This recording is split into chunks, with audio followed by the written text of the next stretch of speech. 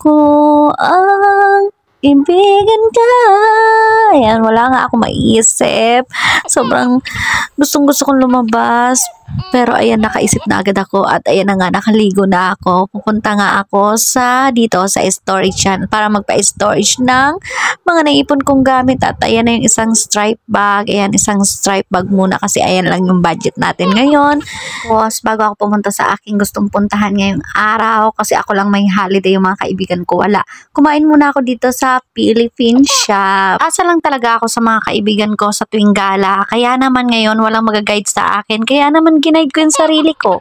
Galing nga ako dito sa Yunlong, sa Taytong Road, tapat ng Jollibee, ay sasakyan ko yung 76K na bus dito sa N14 at nakasakay na nga ako dito. Bali mag-isa lang ako dito kasi nga hindi holiday ng mga kaibigan ko, pero nakarating na sila doon sa gusto kong puntahan. Bali pupunta nga pala ako sa Sunflower, Shek Wawa yung pupuntahan kong lugar.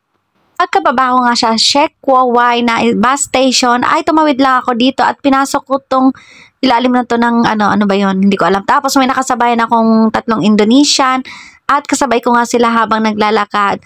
Pero kung hindi ko pala sila kasabay, mag-isa lang ako dito maglalakad sa way na to at napakahaba pa rin ng lalakarin. Siguro mga 10 minutes bago makarating ng Sunflower Farm. Dito sa bandang to ng mga lalakaran, simula pa lang dun sa labasan ay may makikita ka ng guide para makarating ka ng Sunflower Farm. Kasi meron mga sunflower na nakadikit sa pader o sa dadaanan. Kaya naman makikita mo agad kung saan ang papunta ng Sunflower Farm.